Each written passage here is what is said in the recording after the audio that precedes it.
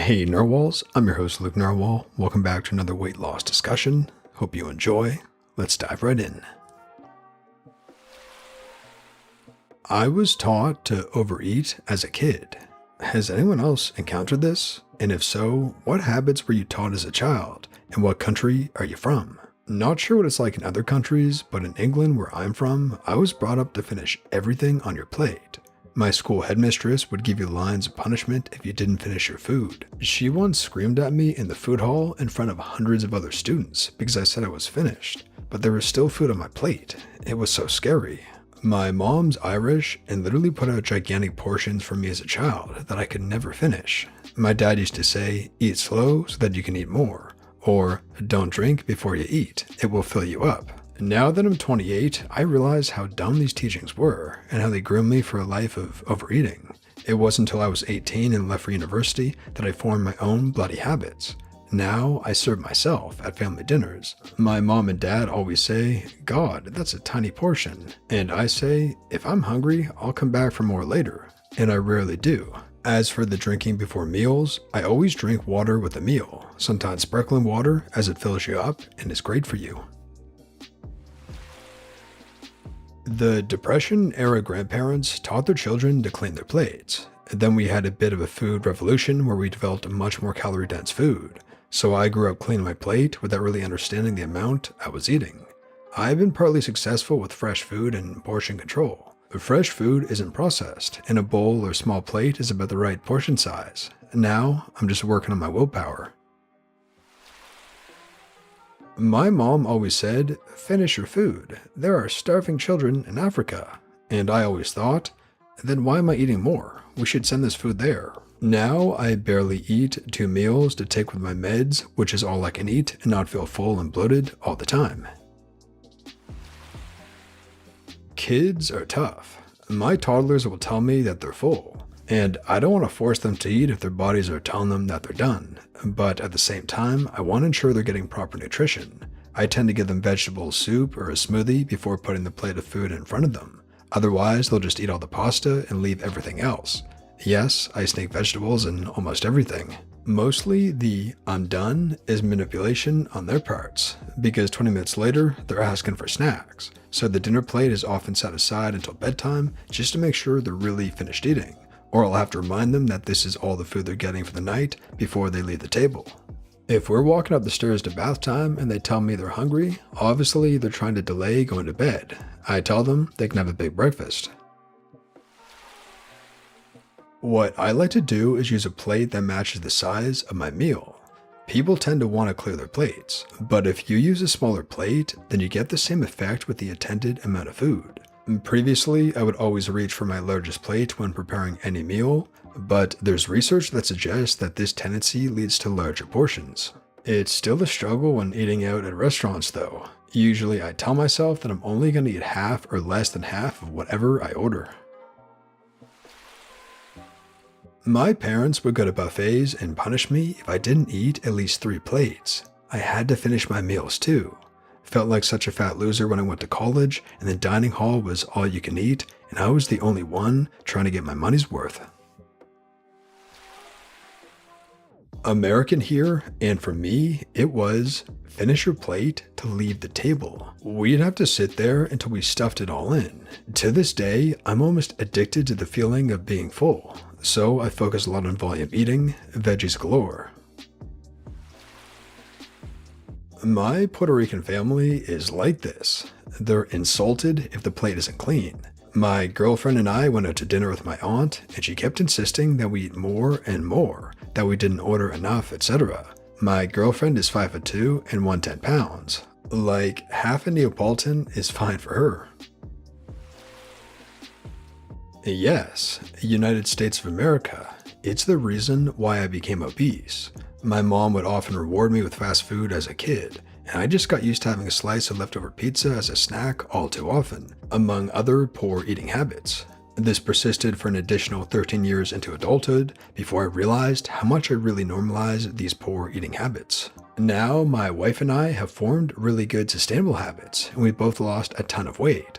I can't even imagine having the old habits that I did in the end. It goes to show how easily we can normalize poor eating habits. Now I stay plus 5 pounds or so from 165 pounds and feel like I can eat enough. But I'm constantly vigilant about not falling back into those old habits. I'm very fortunate that my parents taught me good eating habits. I've just slowly unlearned it and have to relearn. They would have us serve our own food and encouraged us to only grab what we would finish, and we could always go back for seconds. If we did grab too much, they wouldn't force us to eat it and just encourage us to grab less next time. Yep, I was always told to clean my plate, and I couldn't leave the table until I did. They also used the starving kids in Africa guilt trip. But are you sending the leftovers to Ethiopia, Mom? Shouldn't I eat less then? They even used to have me race the clock to finish my lunch by a certain time. They used food as rewards for good grades, and they wonder why I grew up to be fat. Yeah, I grew up around Italians. They used to force me to eat plates of pasta and sausage just about every night. Your mother hasn't been cooking this all day. You better eat all of it, LOL. They never really said it in a mean way. My parents were always very happy and kind about it, but they made damn sure I finished all those heavy carb meals. I'm 24 now, and I completely changed my diet. My parents think I'm insane, but I do keto and intermittent fasting every day the past 2.5 years. So far, I've got my mom on board with the fasting, but neither of them will believe me when I tell them how bad traditional pasta meals are for the body when you eat it in excess every day and night. The older I get, the more that I need to be on my toes, so I think that this diet and lifestyle suits me best. Stay hungry, motivated, and shooting for goals. It's just food. It doesn't have to taste good, but it needs to give your body the proper energy for you to go about your day and function properly. I always had to eat quickly and usually was expected to finish my plate. When I got older, I hung out with someone who told me to eat more slowly and that I didn't have to finish everything if I was full. It was revolutionary. Now that I have a kid, I ask her if she's full, tell her that she can eat again when she's hungry, and I try to be food neutral. Basically, she can have her whole dinner and what you would consider a treat all at once. Dessert isn't after dinner, it's during. I think this way she will still listen to her hunger cues, as opposed to overeating because she saved the best for last. It's a new concept for me, but I want her to have a good relationship with food. I often have to remind her grandparents that she doesn't have to clear her plate as long as she says she's full. It's very ingrained in American society to overeat. I'm European, and my immediate family survived several periods of starvation due to wars. At family gatherings, the attitude is therefore very much, eat, eat, eat. These aren't the bad times. It's understandable why they'd want to eat while they can, because they've lived through not having anything and watching people around them die of hunger and hunger-related ailments. For people who are well-meaning about this, not everyone in my family is. I have some people who are nasty and controlling and deal with them very differently. My response is, thank you, aunt, uncle, grandparent, but I have enough here. If I eat more, I won't feel well. That's a sensible response to them, because they want me to feel good and happy, and it overcomes the unconscious anxiety around portion size and food availability.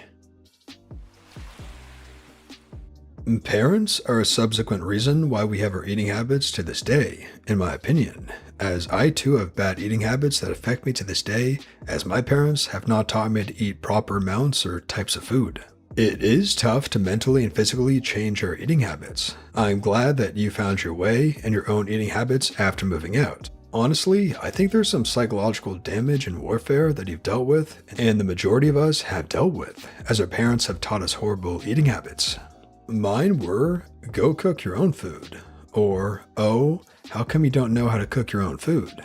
As a kid, they've never taught me, which led me to just eat rice and eggs and shoyu every day in Hawaii, and not having access to salad and healthier food options, as they enabled and furthered my bad eating habits and continued to grow worse. So sadly, I'm still dealing with obesity and I need to change that. I wish I knew better sooner in my teen years, but gotta deal with what you got in life. Godspeed. Happy for you that you became aware. My mom was put on a strict and unhealthy diet fairly young as a kid and wanted to do the opposite with me. Overeating wasn't encouraged, but I was never taught not to. so I'd say it was very normalized. I also think it's about not wasting and the fear of lacking food. We had hard times, and even now my mom has had a hard time wasting food, but I'd rather waste it than put it in my body when I'm already full. And that brings us to the end of the video, Narwhals. I really hope you enjoyed. If you did, please tap subscribe to join our awesome community, the Narwhals, and for more weight loss stories that help you stay on track. And here's our featured Narwhal of the day. My clothes don't fit the same, and I never want them to fit again. I have a long way to go, but progress, not perfection.